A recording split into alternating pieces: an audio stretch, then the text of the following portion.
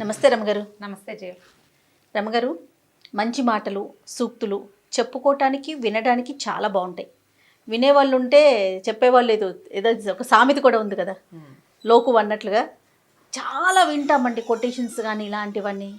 కానీ అవి పాటించడంలో మాత్రం కొంచెం కష్టంగానే అనిపిస్తుంది. అందరికీ అన్ని వేళలా అన్నీ సాధ్యం కాదు. అవును, కానీ సాధ్యం చేసుకుంటే చాలా బాగుంటుంది. ఎలా? మంచి మాటల్ని ఇంప్లిమెంటేషన్ కష్టం. ఎస్. ఇప్పుడు సత్యం వద అన్నారు అంటే నిజం చెప్పు. ఎల్లవేళ నిజం చెప్పలేకపోతాం. ఎక్కడ చెప్తామండి? ఎక్కడ చెప్తాం కదా, కష్టం. నిజం చెప్పలేకపోతే అబద్ధం కూడా చెప్పకుండా ఉండు. కనీసం ధర్మాన్ని ఆచరించు. అన్నిసార్లు చేయలేకపోతావు, కనీసం అధర్మాన్ని చేయకు.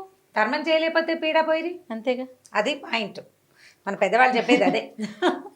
అయితే ఈ 4 మంచి మాటలకు ఒక మంచి కథ ఉంది, చెప్తారు. పూర్వం ఒక వ్యాపారి ఉండేవాడట. ఆయనకి ఏంటంటే ఎవరి దగ్గరైనా మంచి మాటలు వినటం ఇష్టం. ఆయన వినయశీల్ అనమాట. అయితే ఆ వినడం వింటాడు, మంచి మాటలు వింటాడు. ఎవరైనా వస్తే మంచి మాటలు చెవిని వేసుకోవడానికి గుళ్ళోకి వెళ్ళి తర్వాత హరికథలు విని అలా చేసేవాడు. అయితే ఏమైందట, ఒకసారి ఒక సాధువు ఆ ఊరు వచ్చాడు. ఈయన పోయి ఆయన దర్శనం చేసి ఏదో పండో ఫలమో సమర్పించి దండం పెట్టాడు. అయ్యా ఏదైనా ఒక మంచి మాట చెప్పండి అన్నాడు. అనేసరికి ఆయన అన్నాడు, మంచి మాటలు ఉచితంగా చెప్తే నెత్తికెక్కవు నాయన, డబ్బులు ఇచ్చి చెప్పించుకో. మంచి మాటకి 100 రూపాయలు అన్నాడు. నీకు ఉచిత సలహా చెప్తే ఉచితంగానే పోతుంది అది. అదే నువ్వు డబ్బులు ఇస్తే ఏం మాట్లాడాలో నువ్వు అదే మాట్లాడతావు, ఏం తెలుసుకోవాలో అదే తెలుసుకుంటావు, అక్కర్లేని మాటలు ఉండవు కదా. అందుకని ఇలా అడిగేసరికి ఆయన అన్నాడు, అలాగే 100 రూపాయలు ఇస్తాను మాటకి. సరే, ఆయన ఏం చెప్పాడంటే మొదటి వాక్యం, సామాన్యుడు ఎవడైనా గొప్పవాడయ్యాడు అనుకో, వాడిని సామాన్యుడిగా ఉద్దేశించి మాట్లాడకూడదు, గొప్పవాడిగానే గుర్తించాలి. అది నీకు మంచిది. నీతో పాటు ఉన్నవాడు పెద్ద పెద్ద వ్యాపారస్తుడయ్యాడు, ఏమో అనకూడదు, ఏమండి అని మాట్లాడాలి. సంబోధన మర్యాదగా ఉండాలి. నువ్వు గొప్పవాడి అన్నట్టుగానే ఉండాలి. వాళ్ళే దిగి మన ఇద్దరం స్నేహితులను చిన్నప్పటి నుంచి అనేవాడంటే ఓకే, నువ్వు అనకూడదు. సామాన్యుడిని పెద్దవాడైతే పెద్దవాడుగానే గుర్తించాలి, కానీ వీడి ఇది వరకు సామాన్యుడు, మా వాకిట్లో తిరిగేవాడు ఏరావరే అని అనకూడదు అని చెప్పాడు. ఈయనకి చాలా నచ్చింది. మనతో ఉన్న ఒక సామాన్యుడు గొప్పగా అయిపోవటం ఎంత బాగుంది అనుకుని, అయ్యా ఇంకొక మాట చెప్పండి. మళ్ళీ 100 అన్నాడు ఆయన. అలాగే అని ఇంకో 100 రూపాయలు చేతిలో పెట్టాడు. ఈయన ఏమన్నాడంటే, ఎప్పుడు ఇతరుల రహస్యాలు బహిరంగపరచద్దు నీ అంతటా నువ్వు. నీకు తెలుసు, నీ చుట్టుపక్కల వాళ్ళకు కూడా తెలుసు అనుకో, వాళ్ళందరూ మాట్లాడినా నువ్వు మాట్లాడద్దు. ఇతరుల రహస్యం ఎప్పుడు నీ నోటితోటి నువ్వు చెప్పకూడదు. ఇది చాలా వ్యాలిడ్ పాయింట్. మనం డిస్కస్ చేయడానికో, ఎవరికైనా చెప్పడానికో, లేకపోతే దాని గురించి మనం తెలుసుకోవటానికో ఎవరికైనా చెప్పామంటే అది పెదవి దాటితే పృథివీ దాటితే చాలా ఇబ్బందులు వస్తాయి దాంతో. అందుకని ఇతరుల రహస్యాలు చెప్పకూడదు. ఈయనకి ఇది కూడా బాగుంది, బాగా నచ్చింది. అయ్యా ఇంకొక మాట చెప్పండి అన్నాడు. జేబు చూసుకున్నాడు, డబ్బులు ఉన్నాయి. ఇంకో 100 రూపాయలు చేతిలో పెట్టాడు. ఈయన ఏమన్నాడంటే, పని వాళ్ళతో చేయించగలిగే పనిని వాళ్ళతో చేయొచ్చు, నీ సమయాన్ని వృధా చేసుకోబోక. వ్యాపారస్తుడు కదా ఈయన, అన్ని పనులలోకి దిగి నువ్వు చేయొద్దు. వాళ్ళు ఎవరో చేస్తారు, నీ దగ్గర పనివాడు ఉన్నాడు, గుమాస్తా చేయాల్సిన గుమాస్తాతో చేయొచ్చు. అది ఎలా చేయాలో నువ్వు అక్కడ నిలబడి దగ్గరుండి చేయించి సమయం వృధా చేసుకోబోక. ఇది వ్యాపారానికి ఉపయోగపడుతుంది. అవును, వ్యాపార లక్షణం కదా అది. మనం ఇంకా కొంత ఆలోచించుకోవచ్చు. మన సమయాన్ని వృధా చేసుకోకుండా నీ పని నువ్వు చేసుకుంటావు, వాడి పని వాడు చేసుకుంటావు. సూపర్, బాగుంది. ఇంకో 100 ఇచ్చాడు. ఇంకొక మాట చెప్పండి, ఇదే ఆఖరి. ఆయన దగ్గర 400 ఉండే, 400 ఇచ్చేసాడు. అప్పుడు ఈయన ఏమన్నాడంటే, నీ మనసుకి నొప్పి కలిగిన చోట ఉండద్దు. నీకు మనసుకి చాలా కష్టంతో వచ్చింది, ఇంకక్కడ ఉండద్దు, వెళ్ళిపో అని చెప్పాడు. 400 ఇచ్చి ఈ 4 మంచి వాక్యాలు తెలుసుకున్నాడు ఆయన. ఇది అందరికీ పాఠమేనండి, అందరికీ పాఠమే. ఇందులో నుంచి నేను కూడా పాఠం నేర్చుకున్నాను. చాలా అత్యద్భుతమైన పాఠం ఇది. సరే, బాగుంది. అయితే ఏమైంది, కొంతకాలం అయ్యాక ఈ వ్యాపారస్తుడికి బిజినెస్లో నష్టం వచ్చింది. అక్కడ అకాల వర్షాలు వచ్చి ఈయన తాలూకు ఓడలు మునిగిపోయినాయి, బళ్ళు విరిగిపోయినాయి, డబ్బంతా పోయింది. ఇది కొద్దిగా ఉంది. నేను ఏమనుకున్నాడంటే, ఈ పువ్వులు అమ్మిన చోటే కట్టెలు అమ్మకూడదు, అంతేగా, వేరే ఊరు వెళ్దాం అనుకున్నాడు.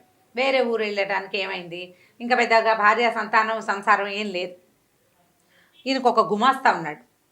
ఆ గుమాస్తాని, నేను కూడా వస్తాను దొరగారు, మీరు ఎక్కడికి వెళ్తే నేను కూడా అక్కడికి వస్తానండి అన్నాడు. ఎలాగూ సహాయం కావాలి కదా, ఏవో 2 బళ్ళు కట్టుకున్నారు, ఉన్న సామాన్లు అందులో ఎక్కించుకుని పొరుగు రాష్ట్రానికి బయలుదేరారు. ఇంకో రాజ్యానికి, పొరుగు రాజ్యం, రాష్ట్రం కాదు, ఆ రోజుల్లో రాజ్యాలు ఉండేవి. రాజ్యానికి వెళ్తే సరే ఆ రాజ్యపు ఊరి మొగదల్లో ముందు రోజు రాత్రే విశ్రాంతి తీసుకున్నారు. అయితే ఈయనేమనంటే ఉన్న దగ్గర డబ్బులేవో అబ్బాయికి ఇచ్చి పొద్దున్నే అబ్బాయి ఊళ్ళోకి వెళ్ళి ఏదైనా తినడానికి దానికి ఆహార పదార్థాలు ఏర్పరచుకురా, పూటకోళ్ళ వసతి ఉందేమో చూసిరా, మనం వెళ్ళి ఉండడానికి వీలేదో ఉందో 4 కనుక్కురమ్మని కాస్త డబ్బులు చేతిలో పెట్టాడు. ఈ గుమాస్తా కుర్రాడు ఆ డబ్బులు పుచ్చుకుని ఊళ్ళోకి వెళ్ళాడు. దైవవశాత్తు ఆ ఊరు రాజుగారు ముందు రోజు కొద్ది రోజుల ముందు పోయారు. ఆయన దినకర్మలన్నీ అయిన తర్వాత ముహూర్తం పెట్టుకున్నారు. ఈ రోజు ఉదయం నగర ప్రవేశం మొట్టమొదట ఎవరు చేస్తారో వాడే మన రాజు అని నిర్ధారించుకుని ఉన్నారు వాళ్ళు. తెల్లవారంగానే నగర ప్రవేశం చేశాడు వ్యాపారస్తుడు గుమాస్తా. ఆయన్ని కనపడంగానే ఓహో దొరికేశాడు మనకు రాజన్నారు కుర్రాడు. చిన్న వయసు వాడైతే 4 నేర్పించుకోవచ్చు, చూడ్డానికి బాగానే ఉన్నాడు, కొంచెం లెక్క డొక్క తెలిసిన వాడు, ఒక శుద్ధి ఉంది వాడికి, 4 ముక్కలు వచ్చు. ఇక దండేశారు, దండం పెట్టారు, చేశారు, తీసుకెళ్ళిపోయారు. మధ్యాహ్నం అయింది, ఆకలికి నకనకలాడిపోతున్నాడు వ్యాపారస్తుడు. ఏవో మరవరాలు అటుకులు ఉంటే 2 నోటో వేసుకున్నాడు. ఈ అబ్బాయి రావటల్లా. ఏమైందో ఏదో ప్రమాదం వాటిల్లిందా కుర్రాడు, వాడు డబ్బులు పుచ్చుకుని పారిపోయే రకం కాదు, ఇంత దూరం వచ్చాడు కదా మనతో పాటు. సరే ఈయన లోపలికి బయలుదేరి వెళ్ళాడు. వెళ్ళేసరికల్లా ఊరంతా కోలాహలంగా ఉంది. కొత్త రాజుగారు బాగున్నాడు అంటున్నారు, అదంటున్నారు ఇదంటున్నారు. ఎవరండి కొత్త రాజు, ఏమిటి ఇవాళ ఏమన్నా సింహాసనం పట్టాభిషేకం చేశారా ఏమిటంటే, ఇలా రాజుగారు గతించారు. ఆయన దినవారాలు అయిపోయాక తొలుత ఊళ్ళోకి ప్రవేశించిన కొత్తవాడికి రాజ్యం ఇవ్వదలుచుకుని ఉన్నాము. ఇవాళ పొద్దునే ఒక కుర్రాడు వచ్చాడు, అతన్ని రాజుని చేశామంటే తన గుమాస్తాయే రాజు అయ్యాడని ఆయనకు అర్థమైంది. గబగబా మెల్లిగా అంతఃపురాన్ని అక్కడికి రాజప్రాసాదం దగ్గరికి వెళ్ళి నేను ఫలానా అని చెప్పాడు. చెప్పేసరికి లోపలికి కబురు వచ్చింది. కుర్రాడు చెప్పాడు కదా, గుమాస్తా రాజైన గుమాస్తా ఏం చెప్పాడు, ఒక వ్యాపారస్తుడితో కలిసి వచ్చాను, ఆయన ఊరు బయట విడిశాడు అని చెప్పాడు. ఆయన విడిది అక్కడ ఉంది కదా, బళ్ళు అక్కడ ఆపుకున్నాడు. సరే లోపలికి వెళ్ళి ఈయన ఏం చేశాడు, లోపలికి వెళ్ళగానే తన గుమాస్తా రాజబట్టల్లో చక్కగా సింహాసనం మీద కూర్చుని ఉన్నాడు. ఈయన గుర్తొచ్చింది, 100 రూపాయలు ఇచ్చి ఒక మంచి మాట కొనుక్కున్నాడు తను. మొదటి వాక్యం ఏమిటి, సామాన్యుడు గొప్పవాడైతే అతన్ని సామాన్యుడిగా కాకుండా గొప్పవాడిగా పరిగణించాలి. నమస్కారం మహారాజా అని పలకరించాడు. ఆ మహారాజా అయిన కుర్రాడికి ఏనుగొక్కినంత సంతోషం వచ్చింది. మహారాజా అయిన సంతోషం కంటే తన యజమాని తనని మహారాజుగా గుర్తించిన పాయింట్ వ్యాలిడ్ పాయింట్స్ అన్నమాట. అత్యద్భుతమైంది. ఆయన చాలా గౌరవించి, ఈయన నాకు ఒకప్పటి యజమాని, నాకు అన్ని చదువు అంటే అన్ని విద్యలు, వ్యాపారం చేయటం, అందులో మెళకువలు ఈయనే నేర్పించాడు, ఈయన నా మంత్రిగా ఉంచుకుంటానని ప్రకటించాడు. ఈయన అక్కడ మంత్రి అయిపోయాడు. ఈయన అక్కడ వ్యాపారం కోల్పోయి వచ్చాడు కదా, సరే ఓ ఇల్లు వాకిలి ఏవో అలాట్ చేశారు, మంత్రులకు ఇచ్చేవి, కొత్త మంత్రి గారికి కూడా ఇచ్చారు. ఆయన బండి గిండి అన్నీ తెప్పించి ఇక్కడ పెట్టారు. సరే రాజుగారికి ఆయన భార్యని, ఆ ఊళ్ళో అక్కడ పెళ్ళయింది గుమాస్తాకి, ఈయన వెనకాల వచ్చాడు కదా, ఆవిడని తెప్పించారు. ఆవిడ తెప్పించేశారు. తెప్పించిన తర్వాత ఏమైంది, కొద్ది రోజులు గడిచాయి. ఒకరోజు ఈ రాజుగారు ఇప్పుడు ఈ గుమాస్తా కుర్రాడు భార్యని అక్కడ వదిలిపెట్టి ఇక్కడికి వచ్చాడు. ఈయనతోటి ఆ భార్యకి అక్కడ ఎవరితోటో ఫ్రెండ్షిప్లు ఉన్నాయి. ఆ అమ్మాయి ప్రవర్తన అంత మంచిది కాదు. ఇక్కడికి వచ్చాక ఇక్కడ కూడా కొద్దిగా స్నేహాలు చేసింది. ఓ రోజు ఈయన ఏవో అవి ఇవి అంటే అశ్వశాలలు గోశాలలు అవి పరిరక్షణ అవి వాటి కోసం చూస్తుంటే అశ్వశాలలో ఈ రాణిగారు ఆ అశ్వశాల అధిపతితోటి కనపడింది. దాంతో ఈయనకి ముందు టెన్షన్ వచ్చింది, తర్వాత భయం వేసింది. ఇతరుల రహస్యాలు బహిరంగపరచకూడదు, అందుకని ఏం చేశాడు ఆయన, తన భుజం మీద ఒక శాలువ ఉంటే వాళ్ళు ఎవరికి కనపడకుండా వాళ్ళు ఉన్న గది దగ్గర ఆ శాలువ గుమ్మాన్ని ఇట్లా కర్టెన్లాగా పెట్టేసి వచ్చేసాడు. వచ్చేసేసరికల్లా ఆ అమ్మాయి చూసుకుంది, ఇక్కడ శాలువ ఉందంటే ఖచ్చితంగా ఎవరో మన చూశారు అని అనుకుని ఈ శాలువ ఎవరిది వాకపు చేసింది కొత్త మంత్రి గారికి అని తెలిసింది. కొత్త మంత్రి గారు రాజుగారికి పూర్వపు ఓనరు, పూర్వపు సేటు. ఈవిడేం చేసింది, మీ మంత్రి గారు దుష్ప్రవర్తన, నాతోటి సరిగ్గా ప్రవర్తించలేదు, నన్ను ఏదో అన్నాడు, నాతోటి సరిగ్గా చేయలేదు అని చెప్పేసి భర్తకి చెప్పింది. చెప్పేసరికల్లా ఇప్పుడు ఏం చేయాలి, ఈయనేమో ఇదివరకటి యజమాని, అయ్యో ఈయన ఇలా అయ్యాడా, ఇప్పుడు ఏమిటి ఇల్లు వాకిలి వచ్చి మంత్రి పదవి వచ్చేసరికి ఈయన ఇలా అయిపోయాడు అనుకుని రాజుగారికి చాలా కోపం వచ్చింది. ఏం చేశాడు, ఆయన డైరెక్ట్గా శిక్షించకూడదు, ఎందుకంటే తన పూర్వపు యజమాని, తనే మంత్రిని చేశాడు, బాగుండదు, పరుగు పోతుంది. అందుకని ఆయనకి ఏం చెప్పాడంటే, మీరు ఒక పని చేయండి, కసాయి కొట్టుంది మనకి కోటని ఆనుకుని అవతల వైపు, అక్కడికి వెళ్ళి మాంసం కొనుక్కురండి అని చెప్పాడు. ఆ కసాయి కొట్టువాడికి ఏం చెప్పించారు? మాంసం కొనడానికి వస్తాడు, ఆయన్ని చంపేయమన్నారు. ఆయనేమనుకున్నాడు, మూడో మాట ఉంది కదా, మూడో మంచి మాట, 100 రూపాయల నోటు ఇచ్చి కొనుక్కున్నాడు. పని వాళ్ళు చేయగలిగే పని వాళ్ళతో చేయొచ్చు, నీ కాలం వృధా చేసుకోవద్దు. మాంసం కొనటం పెద్ద పనే, సైనికుడిని పంపిస్తే సరిపోతుంది. సరే, ఏం చేశాడు ఈయన? ఆ వాకిట్లో పనిచేసే ఓ సైనికుడిని, అరే అబ్బాయి ఆ కసాయి కొట్టు నుంచి మాంసం కొనుక్కురారా, అది పట్టుకెళ్ళి రాజుగారికి ఇవ్వు, ఫలానా లేడి మాంసం కావాలట అని చెప్పాడు. వీడు పోయి సైనికుడు అక్కడికి వెళ్ళేసరికి ఆ కసాయి కొట్టు వాడికి ఏం తెలుసు, లేడి మాంసం అని ఎవడడిగితే వాడిని కొట్టేయాలి అంతే. ఆ సైనికుడిని కొట్టేసాడు వాడు.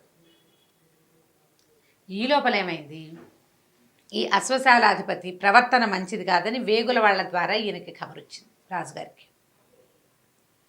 ఖబరు వచ్చేసరికల్లా ఆయన దుష్ప్రవర్తన ఎవరితోటని వాకపు చేస్తే అది తన భార్యేనని తెలిసిపోయింది.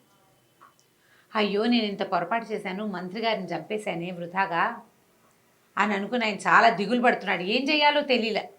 ఒకప్పటి నా యజమాని నన్ను ఎంతో గౌరవించాడు, నన్ను అక్కడ ప్రేమగా చూసుకున్నాడు, ఇక్కడ గౌరవించాడు. వీడు నా దగ్గర పనిచేసిన వాడుని ఒక్కనాడు కూడా అనలా. అంత మంచివాడిని నేను ఈ పని చేశానే అని చాలా దిగులు పడ్డాడు. దిగులు పడి ఏం చేశాడు, ఆయన ఆలోచిస్తుండగా మంత్రి గారు వచ్చాడు. వచ్చేసరికి అయ్యా మీరు బతికే ఉన్నారా అంటే, ఎప్పుడు ఆయనకు అర్థమైందనమాట.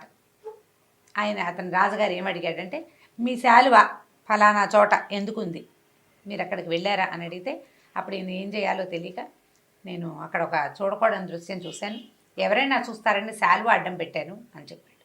చెప్పేసరికల్లా రాజుగారు తను కన్ఫెస్ చేసేసాడనమాట.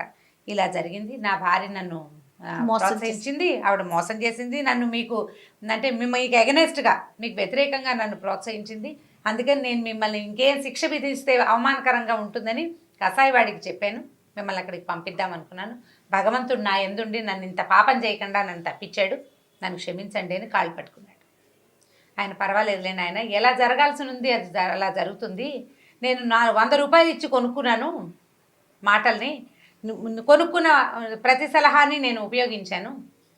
ఇప్పుడు 4వ సలహా ఉంది కదా, మనసు దెబ్బతిన్న చోట గాయపడిన చోట ఉండద్దు. ఎంత బతిమిలాడినా రాజు వ్యాపారస్తులకు ఇంకక్కడ ఉండాలి. మంత్రిగా కొంతకాలం పనిచేసి తను సంపాదించుకున్న సొమ్ముని 2 బళ్ళకి ఎత్తించుకుని ఆ ఊరు నుంచి బయటికి వెళ్ళిపోయాడు. ఈ 4 మంచి మాటల్ని అతను వాడుకున్నాడు. మనం ఇలాంటిదే ఇదివరకు ఒక కథ చెప్పుకున్నాం, దగ్గరగా ఇలాంటి కథే. ఎప్పుడైనా ఏదైనా కొన్ని మంచి వాక్యాలు, మంచి మాటలు ఉచితార్థం లభించాయి అనుకో, ఉచితంగా ఉన్న మాటల్ని మనం లెక్కే చేయం. దానికోసం మనం పే చేయాల్సి వస్తే డబ్బంటల్లా నేను ఒక దెబ్బ తిని నేర్చుకున్నామనుకో, ఒక మంచి విషయం బాగా గుర్తుంటుంది, భలే గుర్తుంటుంది, ఎంత బాగానో గుర్తుంటుంది. గుణపాఠాలు అంటారు వాటిని. జీవితం గుణపాఠం నేర్పిస్తుంది, ఆ పాఠాన్ని అనుసరించి ప్రవర్తిస్తాం. ఉచిత సలహాలు పెద్దగా ఉపయోగపడవు, కానీ ఇలాంటివి అంటే మన మూల్యం చెల్లించి తీసుకున్న సలహా ఉంది చూసావా, అది బాగా ఉపయోగపడుతుంది.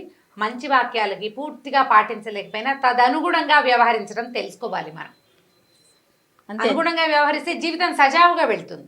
100% చేయలేకపోతాం, కనీసం దానికి దగ్గరగా ప్రయత్నం అన్నా చేస్తే కనీసం ముందుకెళ్ళగలుగుతాం. చక్కగా ఉంటుంది జీవితం. చాలా బాగుంది రమ్మ గారు, అద్భుతంగా ఉంది. మంచి కథ కదా, మంచి కథ. నమస్తే. నమస్తే. ఈ వీడియో కనుక మీకు నచ్చినట్లయితే లైక్ చేయండి, షేర్ చేయండి. మరిన్ని ఇంట్రెస్టింగ్ వీడియోస్ కోసం మా ఛానల్ని సబ్స్క్రైబ్ చేసుకోండి.